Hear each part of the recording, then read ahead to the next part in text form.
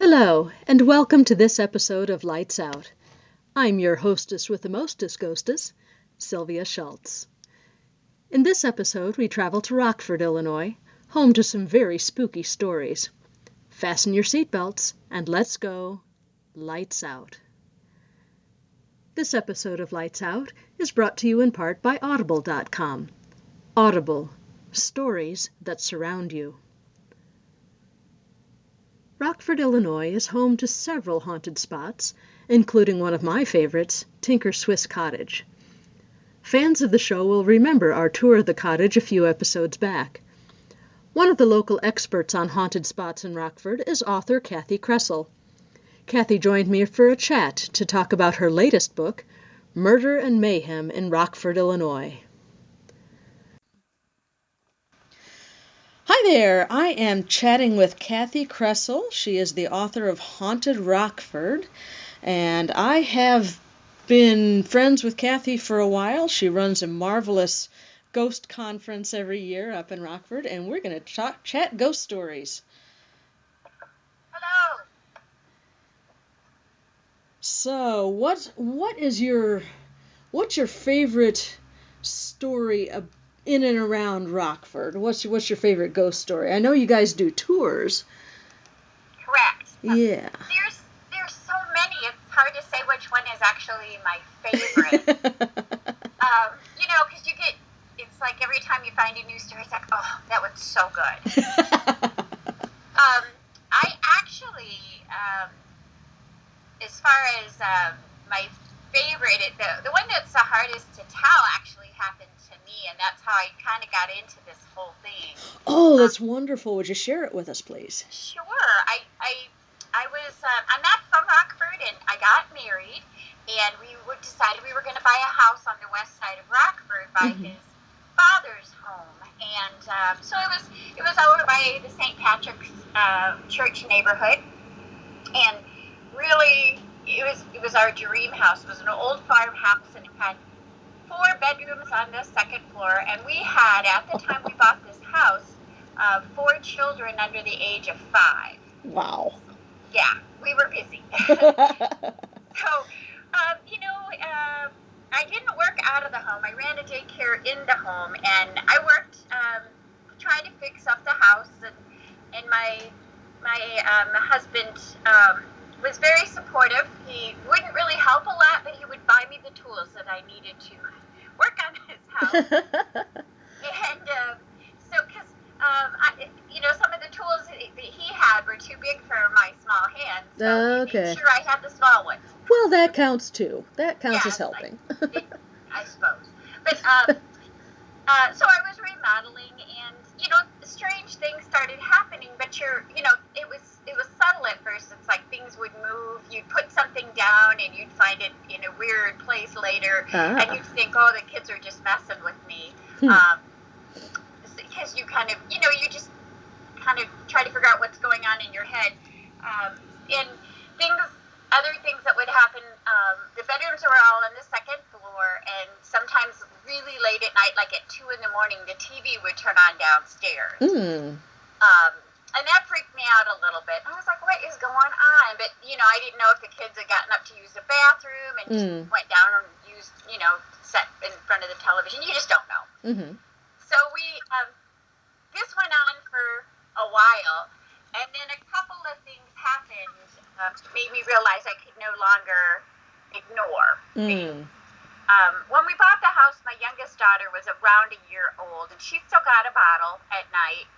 And I had laid her down with the bottle, and, about half an hour later, she started crying, so I went up, and there was no bottle there. And I was like, what the heck? Now, because I ran a daycare, I always put my daughter's name on her bottle, and her name is pronounced Erin, but it's spelled Aryn. So I laid her down, went down, got her another bottle, didn't think anything more about it, but until about 5 years later, I finally got the downstairs done, and I was working on the second floor, and was tearing out that bedroom. So And this was an old house built in 1913, so it had the thick plaster, the lath boards. Oh, sure, and, yeah. My husband had bought me a really cool sledgehammer, so I was wailing on the walls, and I got through the plaster, and I broke through the lath boards, and behind the plaster and the lath boards was that bottle. Oh, Yes, wow. had her name on it, Aryn. The nipple was degraded, but the rest of the bottle, you could read her name quite clearly.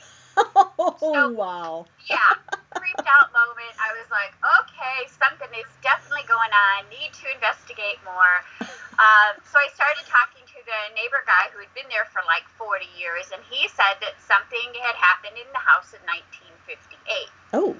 So I went down to our wonderful public library. We have a great local history room, and started going through the microfilms of the newspapers. Mm-hmm. And January 17th, 1958, was on the front page of the paper was my house. There was a murder-suicide in my house. Oh, my. Yes. So Wow. I worked and found out. I became quite obsessed with the story, actually, and I wanted to find out as much as I could. Geraldine Bourbon lived in my house with her sister when she became estranged from her husband. And on January 17th, he broke in the house and he shot her. And then he shot himself up. And in that room, they both died in that room. Oh, no. Wow. So it was, and the weird thing, I mean, we both had children about the same age, and we were both 28 years old. I had just turned 28. So we struggled to stay in the house for a little while, but I ended up leaving. And eventually my husband and I were divorced.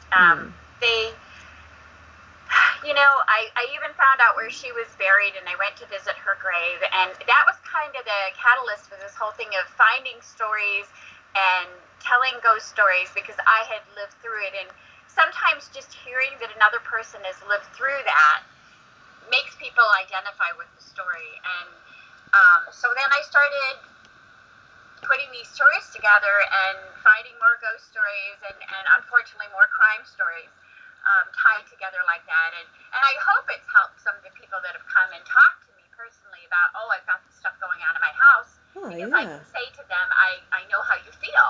And that was way back in the 80s before the paranormal got so normal.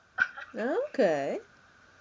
So, back then I didn't know any investigation teams or anything. And now, all you have to do is go on the internet and you can find investigators and psychics and other people to help you. So that's the hardest story. It took me a long time to tell that story because it was so personal. Oh, yeah. Wow.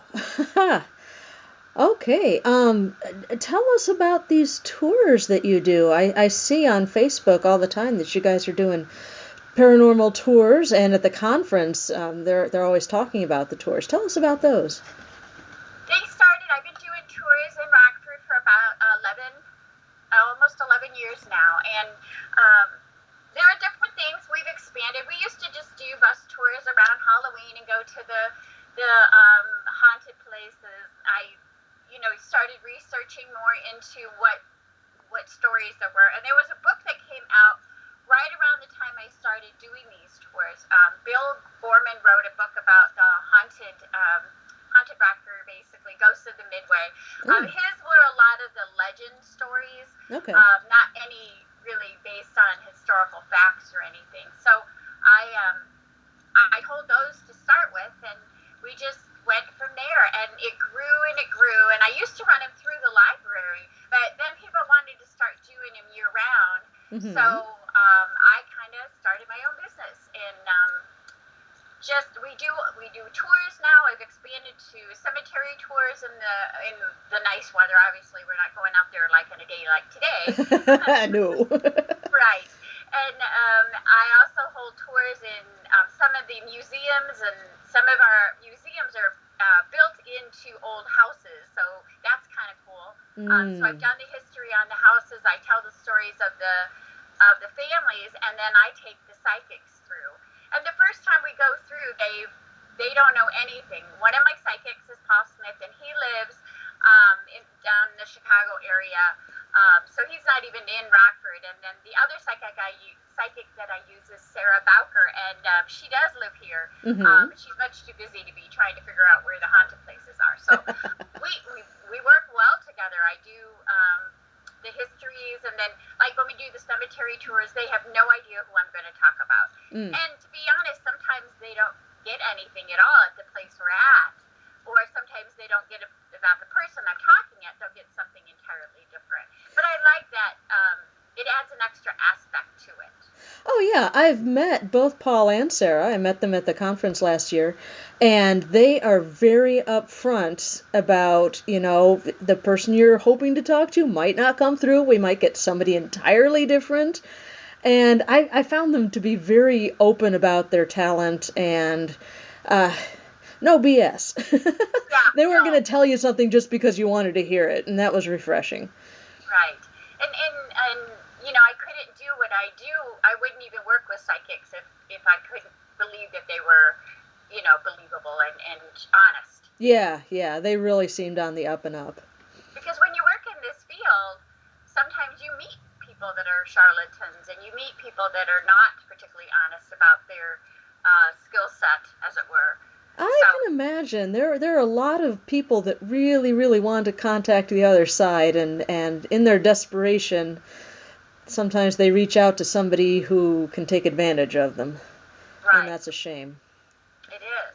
Yeah. But these two are not, so... Yeah, these two are great. And as the word got out that I was doing them, Mm-hmm. I have been tremendously blessed with people here in Rockford being open to letting us in. I've had, a couple that say, no, we're not interested. Mm-hmm. But that's very rare that it happens. And I've been able to, usually once a year, get a new place. And we usually start off with a tour there.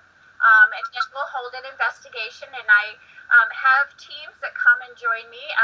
We use David Kazmarek, who is like the guru of investigations from the Chicago area. He actually attends quite a few of my programs, my events. And then I also use paranormal investigation team in Milwaukee.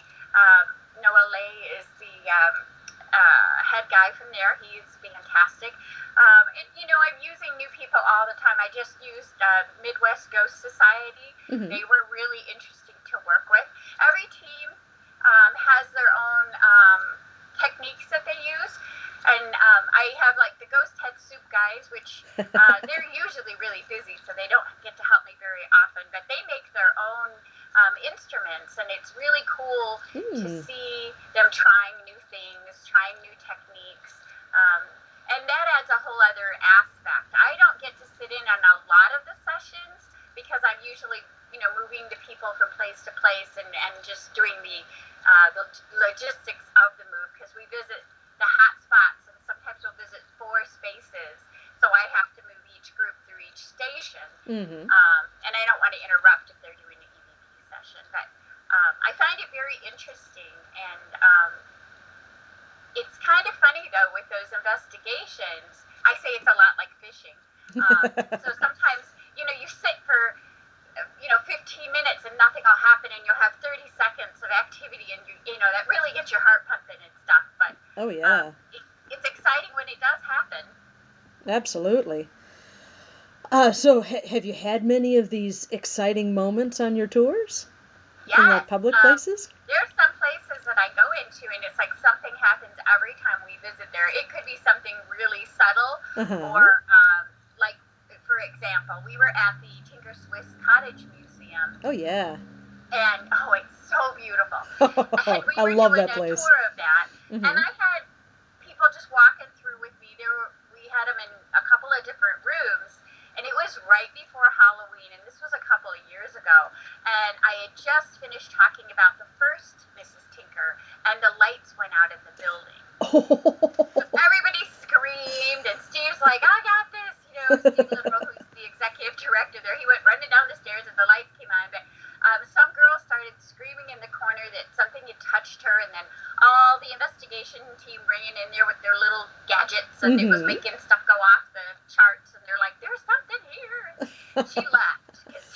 Oh, It couldn't was handle too it. much Oh for no. her. So, that's what you pay me for, but sometimes, people think they want that contact, but I am not one of those people that say, do something to let me know you're here. You can touch me if you want to. I'd rather that not happen. So, I can relate.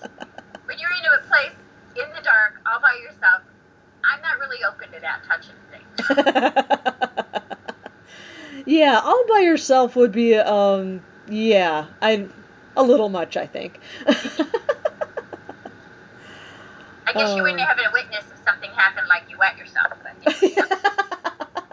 That's true. In that case, that would be a good thing. That would be a good thing. Oh, funny. So, another thing that happened, and this again was at Tinker, the very first time we went there, I show up with my bus with 50 people, and we had gotten in touch with a team that would come and help, and they would talk about some of their equipment, and they would help us move because you can't take 50 people in Tinker, it's just too small. Right, so we broke them up into 5 groups of 10.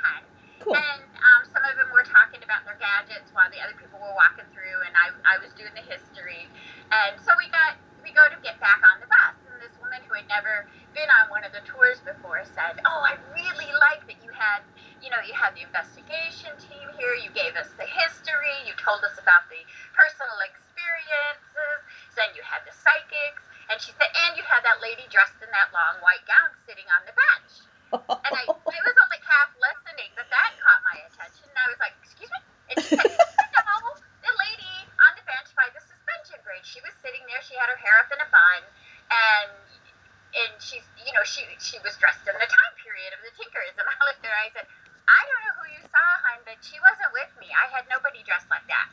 So then everybody wanted to go over and look at the bench. So we all went over. Of course, we didn't see anything at that time, but it was really, I wish I could, pan that look on her face, because it's classic. It was great. She looked like she was going to wet herself.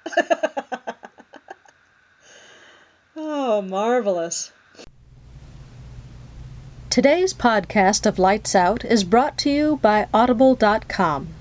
Get a free audiobook download and 30-day free trial at www.audibletrial.com/dzpn. Over 150,000 titles to choose from for your iPhone, Android, Kindle, or MP3 player.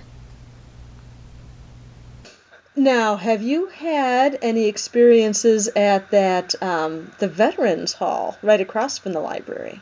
Actually, I have. And again, this is a story that I was going through it at the time, had no idea it was anything paranormal until afterwards. I was showing up there to open, to set up for my event that was going to happen. So I had arranged with the manager, Scott Lewandowski, to let me in. And I got there, and I've got my water, I've got my cookies, I am ready to get in there and get stuff ready. And he's not coming to the door. So I am really pounding on the outside door, and, come on, and nothing. Well, then I see out of the corner of my eye, there is a staircase that comes down to the main floor, and then it goes down, and it goes to the basement area. And sometimes Scott will have a lady there to help him. At that time, he had Leah Nelson, and she would dress in time period costumes, so it was kind of cool to work with her. So she, she would be there sometimes. So I'm standing there, really pounding on the door, really getting frustrated, and I see this woman coming down from the auditorium area, and I was like, oh, finally, and I was like, oh, it's Leah, because she had a long gown on, and looked like maybe 1910, 1915 time period, hair up in a bun again. She walked down the stairs, and I'm really pounding, and there's no way she would not have heard me as much noise as I was making. She didn't look at all. She didn't blink. She just walked down those flight of stairs, turned, and went down the second flight of stairs to the basement area. So now I'm I'm a little ticked off, to tell you the truth. I was like, oh, fine, So then I'm really pounding, and then Scott comes to the door, and I was like, well, he says, I'm sorry, I'm running behind schedule. And I said, yeah, I get that, but why did Leah just come let me in? And he said, who? And I said, Leah Nelson. He said, there's nobody else here with me. I had no idea. She looked solid. She didn't float. She was walking down the stairs. I did not know I was seeing a ghost at all. Wow. That is amazing. It was cool. Yeah. I got the goose pimples afterwards, but it was cool. I just wish I would have known. I would have filmed it with my phone or something. Well, yeah, I mean, if she looks perfectly real, it doesn't occur to you to film it with the phone or anything like that. Oh, and I man. bet there's probably other people out there who have had experience and not even known it. Oh, yeah.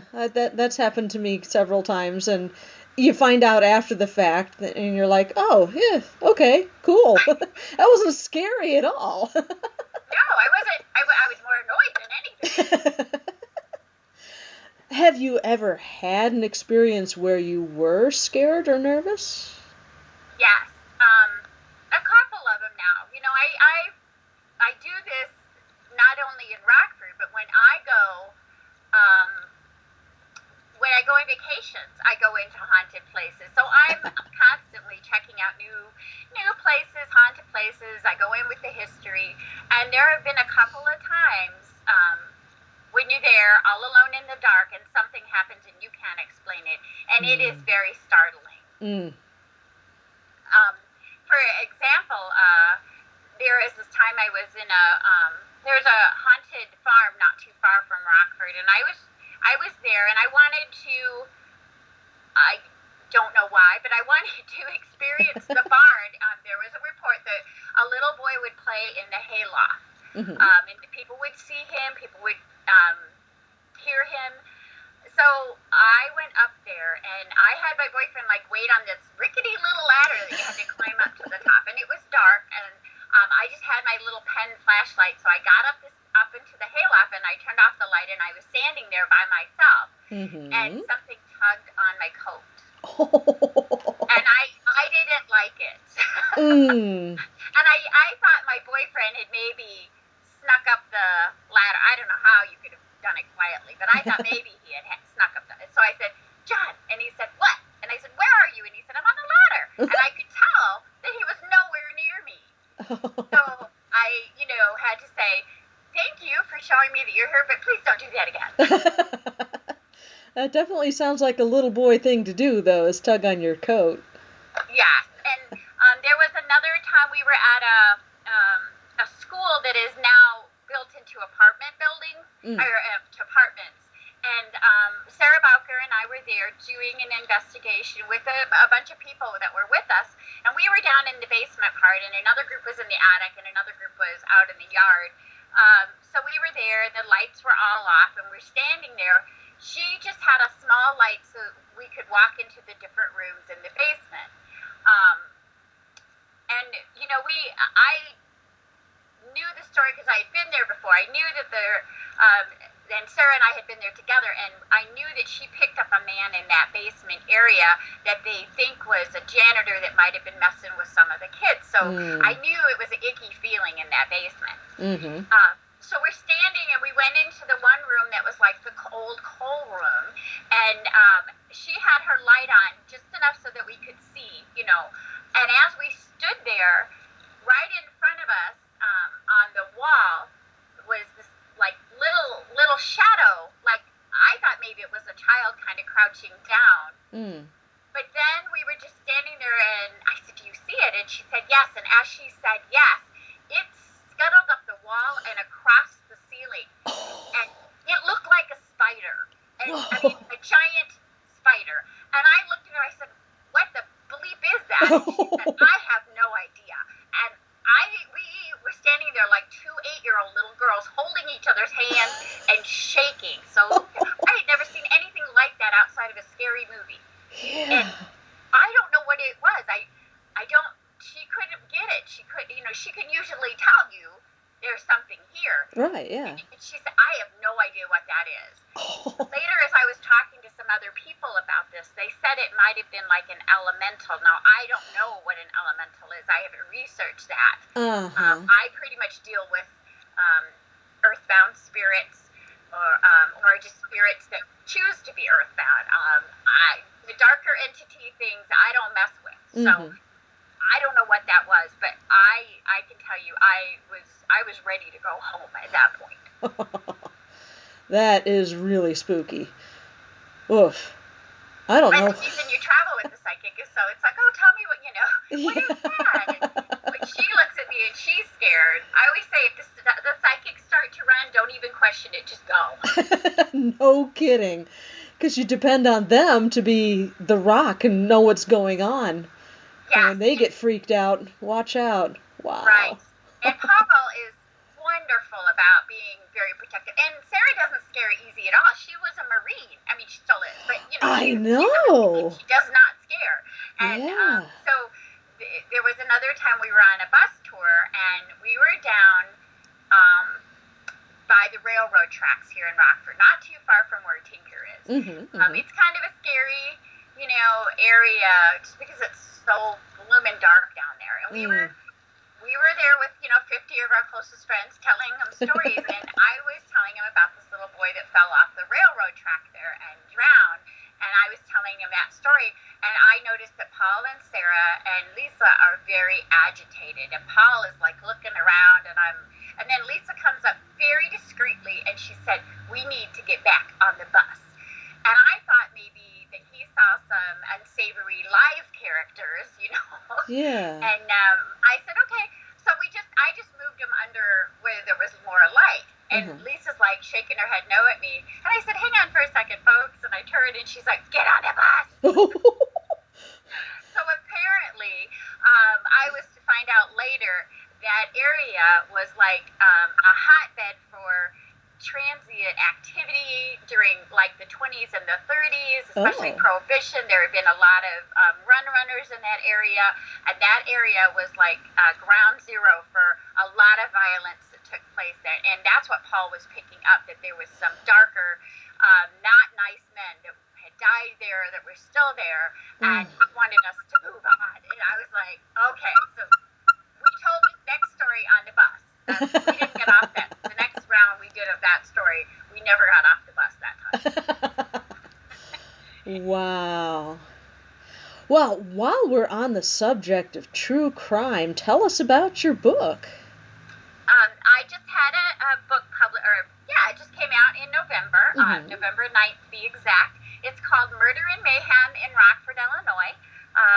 It is a book of tragedies and murders that took place here in Rockford.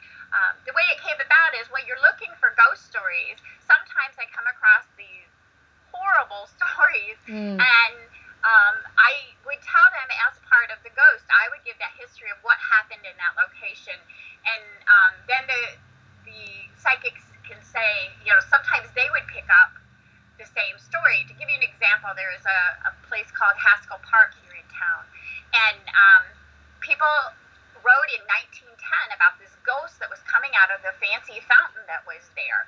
And so I wrote the ghost story, and it couldn't tell me exactly who the ghost was, of course. But when I was doing the research for that, I found out that there was a man that waited for his wife there. They were estranged, and his name was James French, and her name was Catherine French, and they had been estranged for a while, and he was stalking her, and she had gone through that neighborhood to go help a friend who was sick, and he was waiting for her there, so when she came back, then he ended up shooting her, and I don't know if he is the ghost, but it's like, I want the possibility, but when we were there, Sarah definitely picked up that somebody got shot in the head, and Paul got the agitated. He sees things sometimes through the murderer's eyes, which scares the bejesus out of me.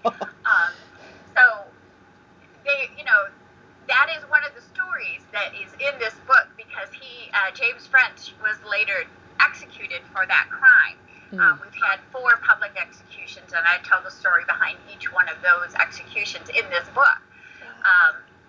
Now, the publisher that I used is History Press, Arcadia Press, which are sister publishers now, and I submitted a big manuscript to them, and they broke it into 2 books. So the first part was Murder and Mayhem in Rockford, and then the next book that will come out will be the ghost stories. So I'm very excited about this book that just came out, and even finishing up on the next one.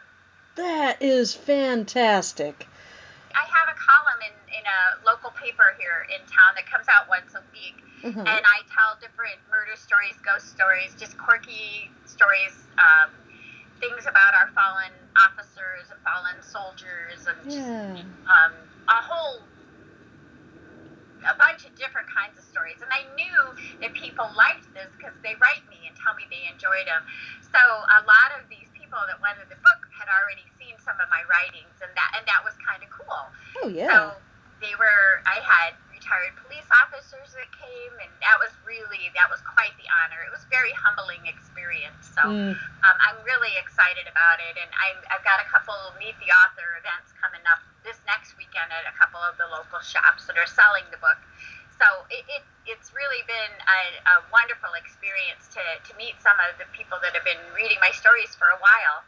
And it's led into other things that, you're not really sure how your life is going to work out sometimes. And the articles have led to, I got the wonderful experience of working with one of our local middle schools this year. Mm-hmm. They hired me to do a haunted historical tour for their 8th grade English classes. Ooh. And we had 2 full days.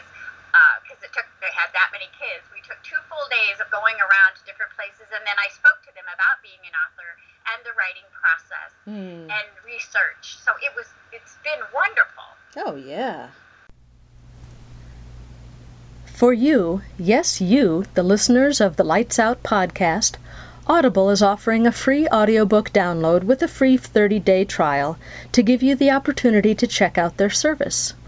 Free audiobooks include such titles as The Top 10 Things Dead People Want to Tell You by Mike Dooley, Death by Black Hole and Other Cosmic Quandaries by Neil deGrasse Tyson, and Spook, Science Tackles the Afterlife by Mary Roach. To download your free audiobook today, go to audibletrial.com/DZPN. Again, that's audibletrial.com/DZPN. for your free audiobook. Oh, so where can people get this true crime book on Rockford? You can buy it on my website, which is www.hauntedrockford.com. Okay. It's also available on Amazon, and Barnes & Nobles has it too. So, there's plenty of places. Locally, some of the shops that are carrying it are Tinker Swiss Cottage. Oh, good. And their gift shop is selling it. Mm-hmm. Command Post Restaurant, run by Yolanda Weissensel. We had a camp here during World War I and World War II, and she has a museum in her little diner there, and she's selling it. And then Phoenix Traders, which is a really cool store downtown on the 7th Street location of our downtown area. I think it's called Midtown, actually. And he's selling it there, too. So there might be other places. I haven't made it to all the shops yet to see if they're selling it, but those 3 I know for sure. Oh, good. So you can... All right. Well, are there any more fun stories that you have in the back of your mind that you want to share with us? Well, like I said, there's so many. It's hard to choose my favorites, but probably the most, I'll tell the most recognized house in Rockford. Oh, please do. The Emma Jones house. It's on 1st Street down by St. James Church. And it was owned by Emma and Frank Jones. And Frank moved here. They got married and moved here. And he started his transportation company. And he was gone quite a bit. And Emma was left in this house. It's very distinctive. And she really took great pride in her home. They had 2 sons. And she spent most of her time raising the children, fixing up the house, and taking care of her dogs. She had two beloved dogs of hers. And when Frank would travel, then she would be busy. The boys grew up and moved out, and Frank eventually passed away in 1940. And unfortunately, Emma started to lose touch with reality a little bit. I'm sure now she probably would be diagnosed with Alzheimer's. But she got really confused. She couldn't keep up with the house. So that one of the sons decided to move her in with him. And sometimes when he wasn't watching, Emma would sneak out of his house and make it back to her old neighborhood and be out in the yard, and the neighbors would see her, and they would call the son and say, your mom's back here at the house, and he would come and pick her up. And Mm. then, the family had to realize that Emma was never going to be able to return to this house. And so the decision was made to sell the house. And so they had realtors coming in. And this one realtor had this very happy, enthusiastic young couple. And he showed them the house. And like I said, it's quite a stunning place. It's beautiful. So they were, when he went in, they were having a little trouble with electricity, so he had them wait upstairs, and he went down to check the fuse box. Of course, it's totally dark, and he has no flashlight. All he has is a pack of matches, so he lights a match, and there, standing next to him in the total darkness, is a tiny little old lady, and the light goes out. He lights another one quickly, but there's nobody there. Then he goes upstairs. Now, being the realtor that he is, he does not mention to the young couple what he has just experienced downstairs because he wants to sell the house. Yeah. They do buy it, and they start having experiences like right from the get-go. They had knocking. They heard like what sounded like dog claws on the wooden floor. They had no dogs, and they would hear music from like 1940s playing, and they never could figure out the source of the music. Now, this house has like a really cool window way up in the attic, and Emma supposedly set up there when she was waiting for Frank to come home so she could watch him come. And sometimes when the couple was when they're working on the house, because you fix up a house when you buy it, they some of their tools would go missing, and they would always find them upstairs in that attic. No, and they hadn't gone up there, so they didn't know what was going on. One day they came into the parlor, and they saw a little old lady standing there. And they said, "Can we help you?" And she said, "Why are you in my house?" And then they said, "But this is our house." And she shook her head, and she turned and walked out the front door. They went out, and they noticed the neighbor was standing there. So they said, "There was just a little old lady in our house." And they said, "Oh, it was probably Emma. She probably got away from her son again. Just give him a call and let him know that his mom was here." So that's what they did. They give the son a call, and they find out. He tells them, "Oh, it couldn't have been my mother. My mother passed away weeks ago." So then they move out of the house. The next gentleman who bought the house had some of the same things happening, hearing the footprints, hearing the music, but he had a little added thing. Every once in a while, at 2 o'clock in the morning, his phone would ring. At first, nobody was there, but then he starts to hear a little old lady's voice saying, "Am I dead?" He moves out. Then they decide to sell the house to this corporation here in town that's run by the United Way that's called MELD. It's an agency for teenage moms. They give you counseling, they help you get financial help, and they had a little store in the part of the house. But when they were turning the house from a residential home into these offices for MELD, they had the crews there working, and the crews had a little bit of trouble with some of their stuff. Again, their tools would go missing, and they'd always show up in that attic room. And sometimes when they stepped outside to get a smoke or get something out of their truck, the door would lock behind them.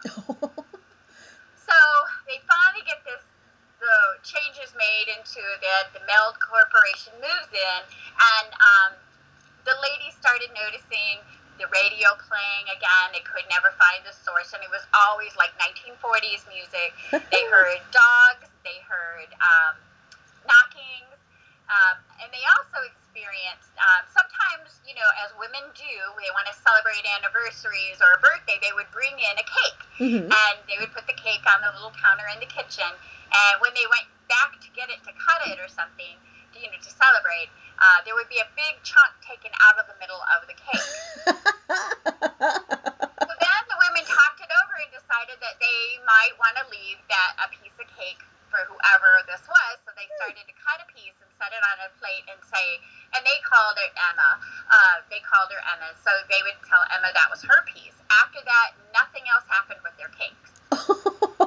One lady was leaving really late at night, and they have a parking lot in the back of the house. It's on a hill, so she would walk out the back, and when they would look back at the house, all the lights would be back on, and they had just turned off when they left. So they would have to go back in the building, do the code, because it was on a security thing, Yeah. and they would turn off all the lights, and by the time they got back out to their car, they'd all be on again. She did that one night a couple of times, and then she just said, oh, fine, we'll just leave them on. And she went out to her car, and she went out on the street, on Prairie Street, and then up on First Street. And First Street is where the front of the house was. And at that time, there were no curtains over the front door, and you can look through the house and see the steps going up to the second floor. Mm-hmm. As she turned the corner and looked in that window, she could see a little old lady standing on that staircase. And she knew that there was nobody else in that house.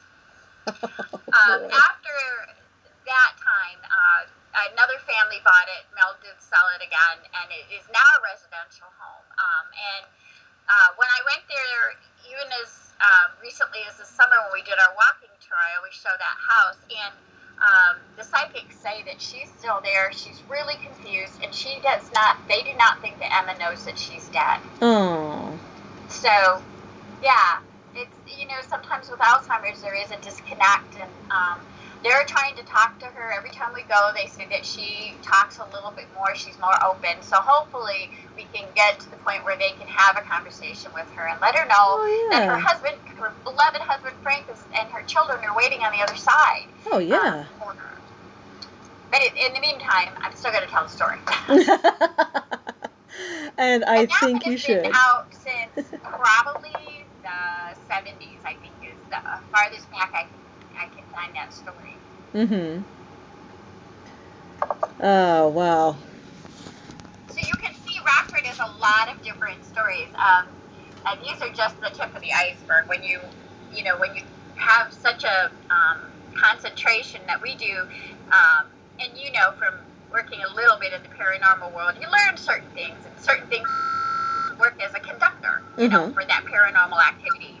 And that downtown area that seems to be the high concentration of this paranormal activity, it is right by the river. Uh-huh. So here you have the running water. Sure. And our town is built on limestone. I mean, it's all limestone under the ground there. So, and also a Native American influence seems to be a good conductor. And when Rockford was settled, there were mounds all over the downtown area. That's Native American. right. Yeah. Some were effigy mounds that they used for their ceremonies. Some were burial mounds. Okay. And I know that because I've done enough research, and it talks a lot about around the 1900 period when they really started digging into the ground. They found quite a few skeletons. And I don't know why. They used to keep them at the public library. No! I can tell you they're not there anymore. They did open a museum up, the Burpee Museum, and they used to keep them in there. And those two buildings that they used, one for the museum in the past and one that they use currently. And that older building is now just the admin offices. Those are very haunted as well. All of that stuff, of course, was returned in the 70s, but so there's no more of that. But the skeletons were laid to rest in a respectful manner. But Good. some of the people, the areas downtown where that used to be burial places, they're not so settled. So you have all these factors working together in a rich history, and unfortunately a little bit of a violent one too. So all these factors working together, and Rockford is very interesting. For more spooky tales from Rockford, do be sure to check out Kathy's column, Voices from the Grave. Just log on to rockrivertimes.com and click on the Entertainment tab. There you'll find many more articles. Kathy is a great storyteller, and she's got tales to make you want to keep the lights on. And seek out Kathy's book, Murder and Mayhem in Rockford, Illinois, available from Arcadia Publishing. Thanks so much for tuning in for this episode of Lights Out. Please join us next time when we'll enjoy a conversation with author Luke Naliborski, all the way from Haunted America's Dead of Winter conference. This is an episode you won't want to miss. Until then, keep your eyes peeled for the unseen world all around us as we go lights out.